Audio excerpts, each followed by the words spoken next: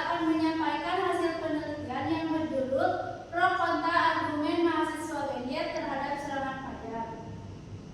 Baik, di sini ada anggota kelompok 3. Yang pertama ada Fadli, Raditya, Ataya, Nur Aida, Muhammadiyah, dan saya sendiri, Liris. Baik, untuk mempersingkat waktu, materi yang pertama yaitu latar belakang yang akan disampaikan oleh Ataya. Kepadanya saya persilakan. Baik, terima kasih atas waktunya kepada moderator. Jadi di sini saya akan menjelaskan tentang latar belakang. Latar belakang terdiri dari definisi, yaitu pemberian uang atau barang menjelang hari pemungutan suara untuk memengaruhi pilihan pemilih. Terus ada fakta global, yaitu Indonesia tercatat sebagai salah satu negara dengan preferensi politik uang tertinggi di dunia. Terus ada catatan Bawaslu, yaitu pelanggaran terkait politik uang mendominasi setiap penyelenggaraan pemilu 2014 dan 2019. Terus tantangannya yaitu dualisme sosial, urgensi ekonomi, dan pelestarian kemurnian demokrasi.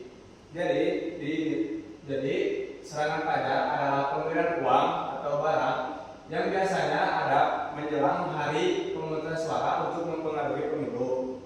Nah, serangan fajar juga masih banyak terjadi di Indonesia. Yaitu untuk merusak demokrasi. Jadi masyarakat itu sering dihadapkan antara kebutuhan ekonomi atau kejujuran dalam pemilu. Baik, slide selanjutnya.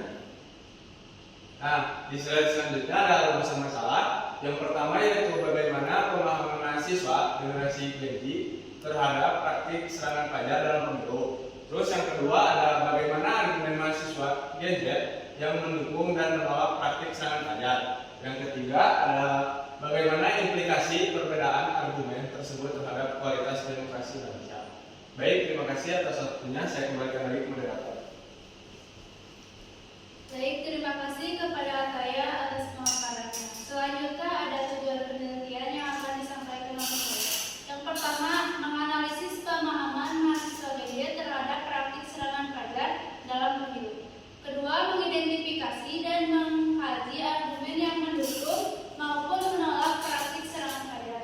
Dan yang ketiga, menelaah implikasi perbedaan argumen terhadap kualitas demokrasi di Indonesia. Materi selanjutnya yaitu ada landasan teori yang akan disampaikan oleh Nur Aida. Kepadanya saya persilakan.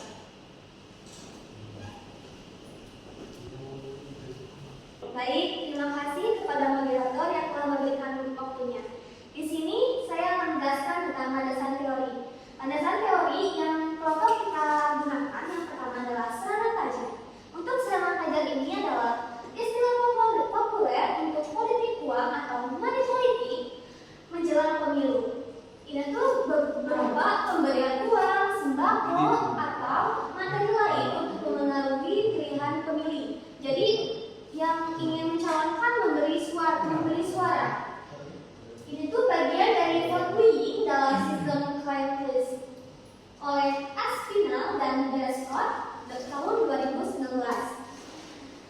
Untuk serangan fajar ini dilakukan secara terorganisir oleh tim sukses menjelang hari pencoblosan. Yang kedua adalah argumen mahasiswa. Di sini kita ingin mengetahui seberapa besar mahasiswa mengetahui kemampuan menyusun pendapat secara logis, kritis yang berbasis bukti ilmiah. Yang kedua ada argumen pro. Argumen pro adalah toleransi dengan alasan pragmatis ekonomi. Yang ketiga ada argumen kontra, penolakan atas dasar nilai demokrasi. Yang keempat, indikator atau kejelasan posisi dasar argumentasi, konsistensi logika. Nah, untuk poin yang ketiga tentang kualitas demokrasi. Di sini kita ingin mengetahui seberapa berkualitaskah demokrasi kita. Dimensi adalah kebebasan atau freedom, kesetaraan equality, dan kontrol warga terhadap serangan fajar. Indikator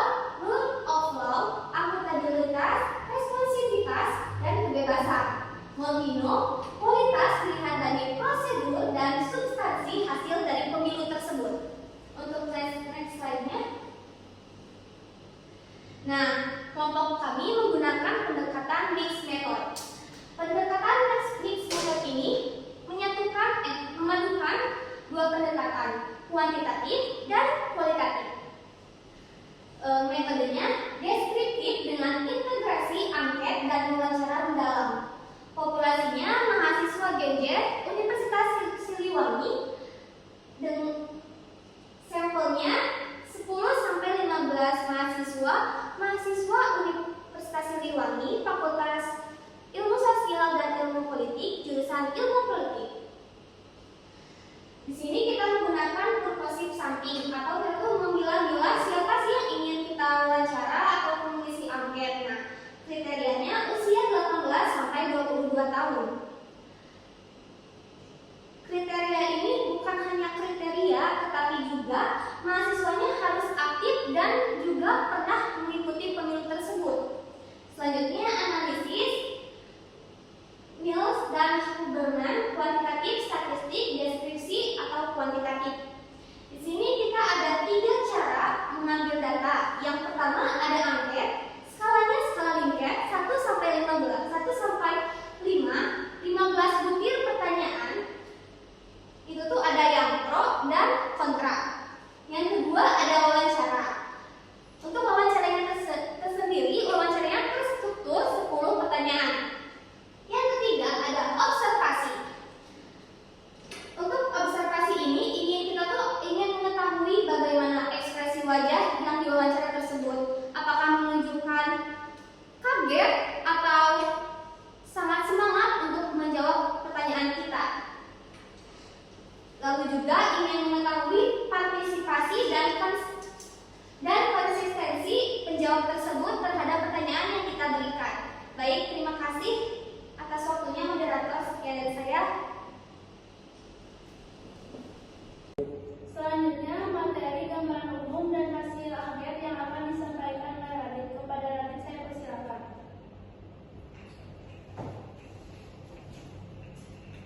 Oke, baik, terima kasih kepada moderator yang sudah memberikan waktunya kepada saya.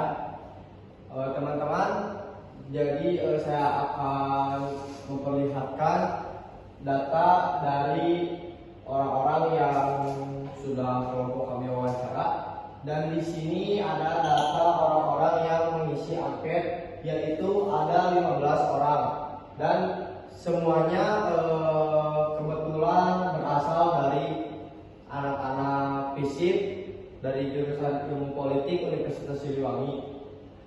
Dan di sini ada data orang-orang yang secara langsung kita wawancarai di kampus 1 Universitas Siliwangi. Di sini datanya memperlihatkan ada 10 orang yang kita wawancara. Di antaranya ada 9 orang laki-laki dan 1 orang perempuan. Boleh di next. Oke, di sini ada hasil angket dari orang-orang yang sudah mengisi angket dari kelompok kami, dan data di sini menunjukkan bahwa orang-orang tersebut kontra terhadap permasalahan yang terjadi pada saat ini yang sedang kelompok kami teliti. Di sini ada argumen kontra yaitu sebesar 4,3 dari 5, dan bisa disimpulkan kategori ini sangat tinggi. Mayoritas responden cenderung memiliki pandangan negatif terhadap serangan fajar karena dianggap bertentangan dengan nilai demokrasi dan moralitas politik. Dan di sini ada pun argumen pro tentang masalah ini, yaitu tingkat penerimaan responden terhadap praktik serangan fajar tergolong sedang, artinya tidak semua mahasiswa sepenuhnya menolak dengan pertimbangan faktor ekonomi. Mungkin cukup sekian yang bisa saya sampaikan. Terima kasih. Wassalamualaikum warahmatullahi wabarakatuh. Terima kasih kepada Radit atas penyampaian materinya. Materi selanjutnya yaitu temuan wawancara yang akan disampaikan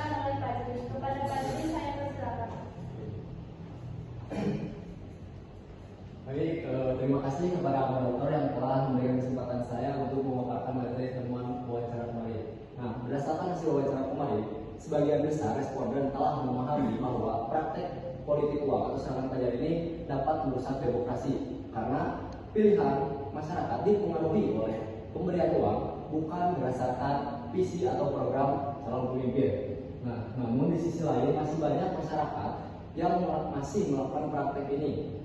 Faktor utamanya yaitu adalah ekonomi. Nah, karena sebagian besar masyarakat menganggap bahwa itu hanya bantuan sesaat tanpa memikirkan dampak jangka panjangnya bagi demokrasi. Nah, sementara itu kita sebagai mahasiswa atau generasi muda lah, generasi dewasa atau Gen Z telah cenderung memiliki pikiran yang lebih kritis. Nah, karena sebagian mahasiswa menilai bahwa praktik politik uang atau serangan pajak ini dapat merusak kualitas demokrasi. Nah, oleh karena itu, pendidikan politik sangat penting bagi masyarakat agar masyarakat bisa sadar akan hak dan kewajibannya dalam memilih pemimpin dengan bijak. Nah, sementara itu perlu juga upaya nyata untuk mengurangi praktik politik uang atau serangan pajak ini dengan cara diskusi publik dan sebagian besar mahasiswa ikut terlibat dalam pengawasan pemilu agar bisa mengurangi kegiatan politik uang di masyarakat ini. Nah, selain itu juga harapan besar kepada Gen Z lah khususnya untuk sebagai agen perubahan dan memperubah budaya politik uang agar cenderung lebih adil, jujur, dan tentunya bijak dalam memilih pemimpin. Sekian dari saya kembalikan kepada moderator. Baik, terima kasih kepada Fadli atas paparannya. Selanjutnya yaitu temuan dan rekomendasi saran yang akan disampaikan oleh Dia. Kepada Dia saya persilakan.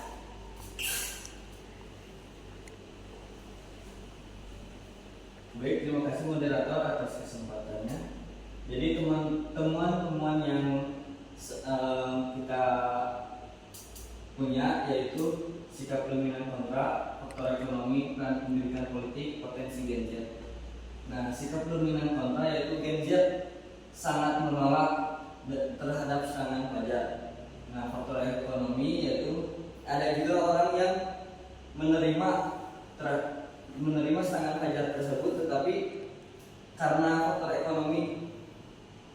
Nah, di sini ada peran pendidikan politik.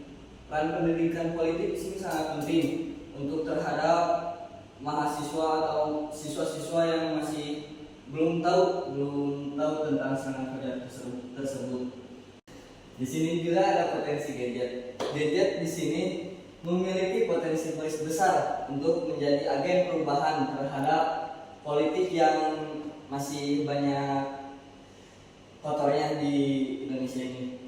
Nah, saran dari kita semua di sini bagi KPU dan Bawaslu perlu meningkatkan pengawasan dan sosialisasi mengenai dampak negatif politik uang agar kualitas demokrasi di Indonesia semakin baik.